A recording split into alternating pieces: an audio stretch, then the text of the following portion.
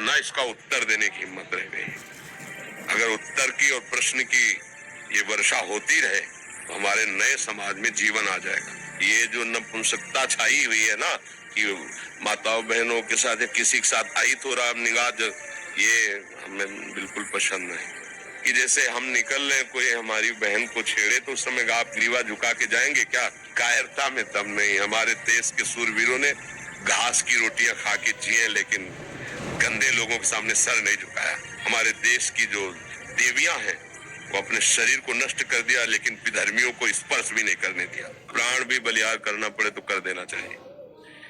रक्षा के लिए अगर कोई हमें मार भी दे तो उसे भगवत कृपा प्राप्त होगी। उस समय ये जो नपुंसकता छाई हुई है ना कि माताओं बहनों के साथ या किसी के साथ आई तो राम निगाह, ये हमें बिल्कुल पसंद नहीं है। हमारा जीवन है, अगर किसी को कष्ट मिल रहा, पर हित लाग तजय जो देही संतत संत प्रशंसित ही। अवसर मिले ना, जो दशरथ जी को सौभाग्य नहीं मिला वो जटायु जी को मिला है। दशरथ जी पिता हैं, लेकिन भगवान की गोद में प्राण नहीं छोड़े। भगवान के विरह में प्राण छोड़े हैं, लेकिन जटायु जी भगवान की गोद में प्राण छोड़े। जानते हो क्यों? क्योंकि उन्होंने सियाजू के लिए अपने प्राणों की बाजी लगा दी। सियाजू को रावण हरण कर लिए। जानता है जटायु कि मैं रावण के सामने क्या हूं। बड़े बड़े दिक्पाल कांपते हैं, लेकिन एक पक्षी जटायु अपने पंख को प्रहार से उसको रावण को विचलित कर दिया। चोंच पंजे पंख के प्रहार से कि तुम्हें माता को नहीं ले जाने देंगे, सीता जी को नहीं ले जाने देंगे। उस चंद्रहास के द्वारा पंखे काट दे, व्याकुल होकर गिर पड़ा। हार हम आगे पड़ा जटायु देखा, चितवत राम चरण की रेखा। भगवान ने गोद में उठा। अंत्येष्टि के अंत समय उसका भगवान की गोद में प्राण निकला। और जो दशरथ जी की अंत्येष्टि क्रिया भरत जी ने की, राम जी ने स्वयं अंत्येष्टि क्रिया जटायु जी की। समझ रहे ना? दूसरों की रक्षा के लिए यदि हमारे प्राण भी चले जाते हैं तो हमें भगवान की कृपा प्राप्त होगी। इसमें नहीं, ये आज बहुत ही निंदनीय वृत्ति आ रही है, कायरता जिसे कहते हैं। ये बहुत किस बगल में हम देख रहे हैं कि दुर्व्यवहार कर रहा है, वो इसे पीड़ा पहुंचा रहा है, और हम अपना सर झुका किस लिए चलाते कि मेरा तो नहीं ना, वो मेरी बहन तो नहीं ना, मैं तो सुरक्षित हूं ना। अगर हम उसको कुछ बोलेंगे तो कहीं हमें ना मार दे, कहीं हम ऐसा कैसे हो सकता है? अगर इतनी व्यवस्था हमारे दिमाग में स्वसुख की छा गई है तो मनुष्य कहलाने योग्य नहीं है हम भाई। पशु कहलाने योग्य, मनुष्य तो कहलाने योग्य नहीं है। एक बार अपने स्वरूप में आ जाओ, भगवान के अंश हो। एक बार आ जाओ। मरना एक बार है, 100 बार नहीं। ध्यान रखना, 100 बार नहीं मरना है, एक बार मरना है। और वो निश्चित समय है, कोई बिना समय के मार नहीं सकता। क्योंकि एक ही भय होता है जो डराता है, कहीं मृत्यु ना आ जाए, और वो हमने स्वीकार कर लिया है।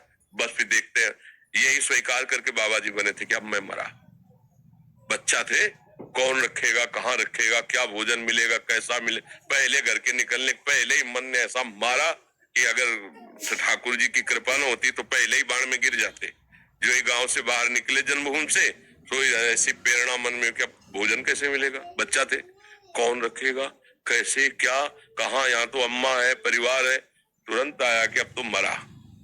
अब भगवान जैसे रखेंगे रखेंगे, भगवान के लिए मरेंगे। देखो आपके सामने में पूरा जीवन हो गया। एकांत गंगा किनारे अकेले घूमना, श्मशान रात्रि में पेड़ के नीचे रुक जाना, मंदिर, कहीं भय थोड़ी लगा क्योंकि मरा। प्रभु के लिए जीवन अर्पित, अब ऐसे कोई टच नहीं कर पाया। हाँ, उनका विधान है तो कोई गाली देगा, कोई अपमान करेगा, थोड़ा मजबूत करने के लिए ऐसे कोई। तो ये तो होना चाहिए कि जैसे हम निकल रहे, कोई हमारी बहन को छेड़े तो उस समय आप ग्रीवा झुका के जाएंगे क्या? मारो मती, उसको बंदी बनाकर, हमारा कानून है, कानून को अर्पित करो। हिंसा करके तुम नया अपराध मत करो, पर कोशिश करो बचाने की। उसको बचाओ और उसको बंदी बनाने की। यदि उसमें कुछ होता है तो भगवान जाने। बात समझे, हमारा उद्देश्य हिंसा करना नहीं होगा। बचाव पक्ष में, अगर बचाव पक्ष में हमारे प्राण चले जाएं या कुछ भी हो जाए, वो भगवान जाने। पर इस पर तो उतरना चाहिए, ये नहीं होना चाहिए। ऐसा व्यवहार ना तो कभी करे किसी के साथ, और जहां तक हो सके ना होने दे। तो भगवान आपके साथ है, ये भी बात समझ लो। और जब भगवान का पावर आपके साथ है तो फिर कोई परास्त नहीं कर सकता। और अगर कायरता दिखाओगे तो फिर कायरता में दम नहीं। हमारे देश के सूरवीरों ने घास बांस की रोटियां खा के जिए, लेकिन गंदे लोगों के सामने सर नहीं झुकाया। विधर्मियों के सामने आप पढ़ो, बड़े बड़े चरित्र, महाराणा प्रताप आदि बड़े बड़े हमारे देश की जो देवियां हैं, वो अपने शरीर को नष्ट कर दिया, लेकिन विधर्मियों को स्पर्श भी नहीं करने दिया। तो हम उसी भारत देश के हैं। थोड़ी आधुनिकता आकर के गंदे विचारों को बढ़ावा दे रही, लेकिन हमारा देश धर्मगुरु है। भारत देश धर्मगुरु है। यहाँ एक से एक महापुरुष पैदा हुए हैं। जब तक अपने प्राणों का मोह रखा जाएगा, तब तक धर्म पर चलना कठिन हो जाएगा। पूज्य श्री गुरु गोविंद साहब जी ने पंच प्यारों की जो तैयारी की थी, वो इसी बात की थी। साइड में कोई हमें प्राण दे, जीवन दे, मैं उसे स्वतंत्रता दिलाऊंगा। लाखों की सभा में एक खड़े हुए, आओ अंदर।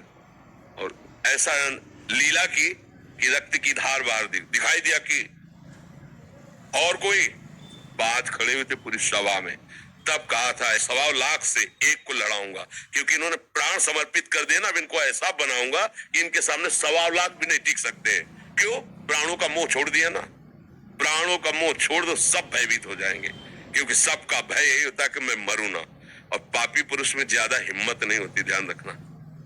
हम लोग केवल प्राणों के भय से भयभीत होकर अधर्म सह रहे हैं। अगर आप अपने प्राणों का भय त्याग दे, तो पापी जो पाप करने वाला है वो भयभीत, रावण भयभीत होके गया था सिया जी के लिए। उसके लिए जो शब्द आए ना, जिसे कुत्ता बढ़ियाई पे जाता है, ऐसे हो गया था। जिसके चलने से दिक्पाल कांपते थे, वो वहां कांप रहा था। लक्ष्मण जी ने रेखा खींची थी, हिम्मत नहीं थी कि अंदर चला जाए। तो उसने चतुराई से, विद्वान भी था, चतुराई से कि भिक्षा बंदी नहीं लेंगे, बाहर आइए। तो धर्म से चलने वाले में एक पावर होता है भागवतिक, और अधर्म से चलने वाले में एक भय होता है, पर वो दिखाता भय है। वो भयभीत होकर भय दिखाता है। हम लोग भय मान जाते हैं। नहीं तो अधर्माचरण जो हो रहे हैं ना, इनमें बहुत कुछ बचाया जा सकता है। अपनी बहन मान करके अगर हम देखेंगे तो बहुत कुछ हम कर सकते हैं, लेकिन जब हम ये देखते हैं कि अपनी नहीं, तो हमारा गंदा जो भाव है वो हमारे आसपास फैलता है। जैसे भागवतिक भाव है ना, वो आसपास के वातावरण को सुधारता है। ऐसे हमारा गंदा भाव, आज हमारा नया समाज स्वसुख वासना में इतना लिप्त हो गया है कि दूसरे की रक्षा करना भी धर्म है, दूसरे को बचाना धर्म है, ऐसी सोच ही नहीं रह गई। वो खुद ऐसे आचरणों में युक्त हो गए। तुम्हें अपना शरीर प्यारा है, तो दूसरा का शरीर, और तुम उसी शरीर के साथ कैसा व्यवहार कर रहे हो, तो वो लोग रक्षा करेंगे। तो वो लोग है कौन? हम ही लोग। हम ही लोगों की जो बुद्धि सुख वासना में, सुख लूटने भोगने की वासना में आ गई, वो राक्षस बना दिया। हाँ, धर्म से युक्त सुख भोगो, भगवान ने बनाया है। धर्म का एक मर्यादा रखी, उससे आप, अन्यथा फिर नहीं। इतना तो मनुष्यता होनी चाहिए, इतनी तो होनी चाहिए।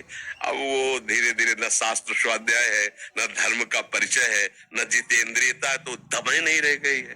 लगता भैया अपने प्राण बचाओ, आज हो रहा है होने दो। ऐसा कितने दृश्य आप देखोगे जिसमें सामने लोग खड़े देख के मुंह फेर के चले जा रहे हैं।